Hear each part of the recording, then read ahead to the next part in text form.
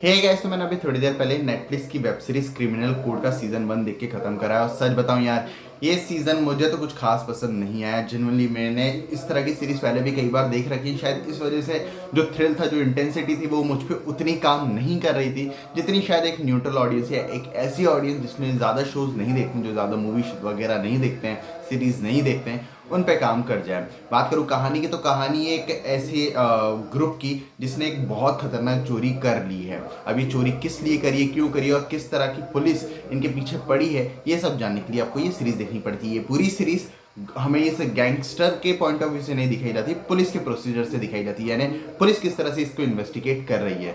तो क्या ये पुलिस इन्वेस्टिगेट करके इस केस को रिजॉल्व कर पाएगी या नहीं, ये सब जानने के लिए आपको ये सीरीज देखनी पड़ेगी। अगर मैं इसके स्क्रीन प्ले की बात करूँ तो पर्सनली मुझे इस सीरीज का स्क्रीन प्ले कुछ खास पसंद नहीं आया है, क्योंकि जिस तरह से ये सीरीज स्टार्ट होती है, अपनी पूरी सिचुएशन को स्टैब्लिश करते हैं, कैरेक्टर साथ इंट्रोड्यूस कराया रहता है, बताया रहता है ये कैरेक्टर्स किस तरह के किस सिचुएशन में क्या कुछ कर रहे हैं, वो सारी चीजें ठीक ठाक हैं।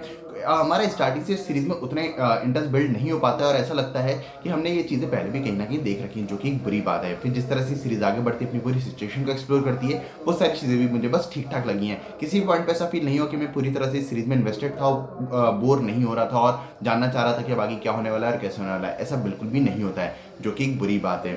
जहाँ तक बात है कैरेक्टर डेवलपमेंट और कैरेक्टर्स के विषय, डायनामिक्स की सभी कैरेक्टर्स को बस सरफेस लेवल तक डेवलप किया गया है। किसी भी कैरेक्टर में इतनी जान नहीं है कि हम किसी भी कैरेक्टर के साथ पूरी तरह से कनेक्ट हो पाए। जो कैरेक्टर्स के पीछे डायनामिक्स थे, वो भी मुझे बस ठीक ठाक से ही लगे हैं। ट्विस्ट एंड टर्न्स के नाम पे आपको कुछ चीजें देखने को मिलती हैं जरूर हैं, लेकिन वो मुझ पे तो उतनी काम नहीं कर पाई, क्योंकि मैं काफी आराम से इस सीरीज के ट्विस्ट को प्रेडिक्ट कर पा रहा था, जो कि एक बुरी बात है। और भी काफी सारी चीजें जिन पे बात की जा सकती है, लेकिन अगर मैं उन चीजों पे बात करने तो स्पॉइलर दे बैठूंगा, इसलिए मैं उन चीजों पे बात नहीं कर रहा हूँ। बात करो एक्टर्स की परफॉर्मेंस की, तो सभी एक्टर्स का काम बस ठीक ठाक सही है। किसी का भी काम याद रखने लायक नहीं है, लेकिन किसी का भी काम बहुत ज्यादा बुरा भी नहीं है। जहां तक बात है डायरेक्शन और एडिटिंग की, डायरेक्शन मेरे ख्याल से काफी बेहतर होना चाहिए था, क्योंकि इस सीरीज की स्टोरी में जान थी कि इसे एक ठीक ठाक सी या फिर एक अबव एवरेज सीरीज बनाया जा सके। डेफिनेटली ये सीरीज की स्टोरी में उतनी जाननी थी कि इसको एक मास्टरपीस बनाया जा सके, लेकिन एक अबव एवरेज सीरीज बन सकती थी।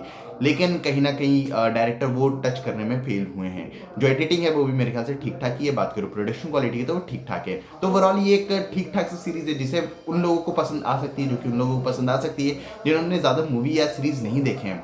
लेकिन अगर आप मेरी तरह की ऑडियंस जो कि फ्रीक्वेंटली सीरीज मूवीज देखते रहते हैं, कंटिन्यूसली देखते रहते हैं, तो डेफिनेटली ये सीरीज आपके लिए तो नहीं है। तो आपको ये सीरीज देखनी या नहीं, ये आपके ऊपर है। और अगर आप लोगों ने सीरीज देख ली तो मुझे कमेंट्स में जरूर बताना कि आपको ये सीरीज कैसी लगी। बाकी मिलते हैं अगली वीडियो में, तब तक जय हिंद, जय भारत।